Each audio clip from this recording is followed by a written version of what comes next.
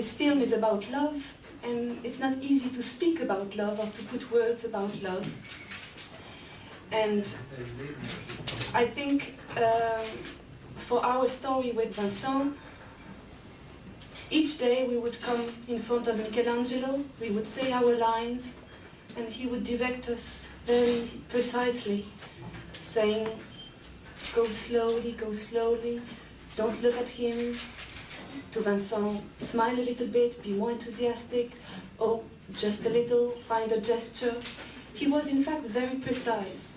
One day I remember he was insisting on me having broader steps. He thought I was walking with too little steps. So just to say that even these little details were very important for him. The conditions were very good. We found a fantastic way to communicate. And even though we were not speaking the same language on the set, some Italian, some German, some English and some French, we all communicate with another language which exists, which is communication.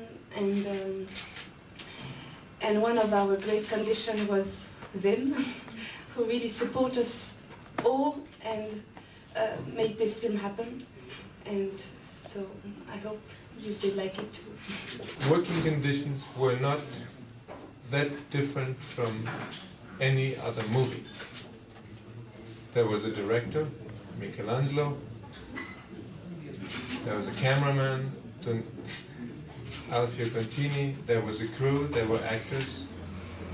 The only difference was, of course, that the director had a very slight handicap, which that he couldn't say much. Michelangelo does speak between 12 and 15 or maybe 20 words, and all very brief, like yes and no and soon and tomorrow and let's shoot. So the actors and the crew depended very much on Michelangelo's ability to convey his vision other than verbally. He did this a lot by drawing. Michelangelo, unfortunately, with the stroke, also lost the ability to write.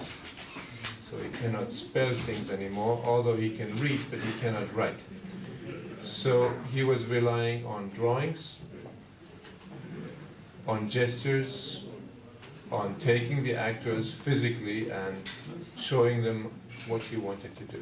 Michelangelo, from his first film on, never announced what he was going to do the day before. He never gave any indications to a cinematographer what his first setup would be, and he didn't change. He just shot the way he always shot. And when I asked Jean Moreau how it was working with Michelangelo, because she was one of the first actors he'd worked with, and how we should sort of envision the experience of working with a director who didn't speak, she said it doesn't make much of a difference. He didn't say anything anyway.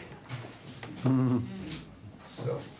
There is a scene in the beginning for me it was really difficult, because in that scene the girl I had to play, she has to explain a story about the soul, and actually in this scene she has just to catch the soul of the man who sits in front of her.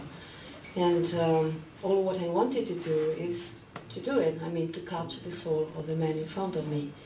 And it just sent me two things, no, one thing, go slowly. And it was all what I need to know about the scene, because the seduction and goes only with only slow it can work. So it's true he can speak a lot, but I think that actors, most of actors, they don't need too many explications. They just need to know that the director knows what to do, what he's doing, and I need le regard, the look, and he's got a great look, the most beautiful look, one of the most beautiful looking as director, and So I didn't miss his words, not at all. He communicates by gestures and by the eyes, and sometimes if something wrong he gets angry. But even if sometimes it was a little bit confusing, I think we all made an effort,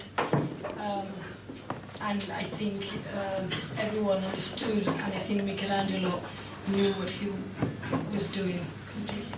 So that's why. One afternoon in Paris, Michelangelo got sick because he had a fever, and we had to finish a certain scene because the next day we had to move out of the set. So for once he asked me to direct a scene for him, and that was quite an easy scene. The rest of the 10 weeks of shooting he didn't need a backup director. He made it clear that I was his first choice. It was, of course, a crucial question that I wanted to ask Michelangelo myself. The answer was because,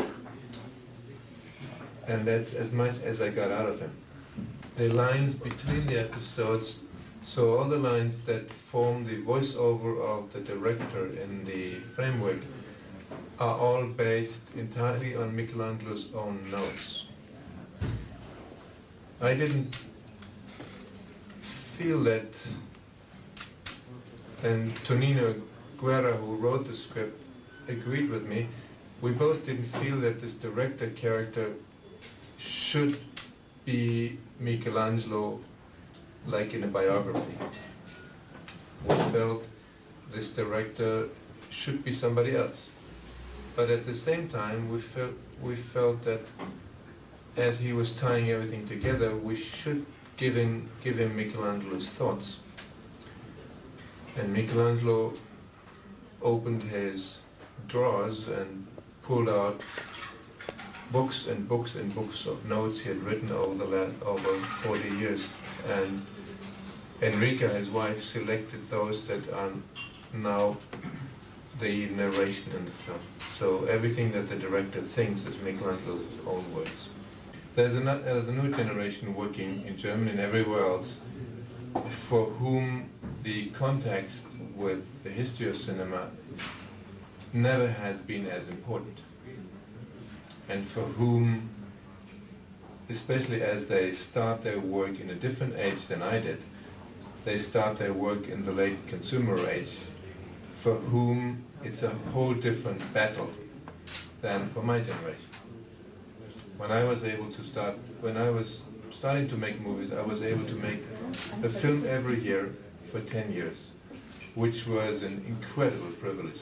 Today, if you're a young film director, you need 3 or 4 years to make your first film, and then, if you're lucky, you can make your second 3 or 4 years later.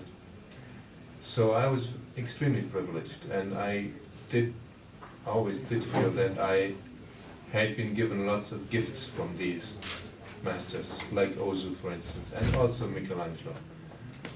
And I was happy that I could return some of the gifts.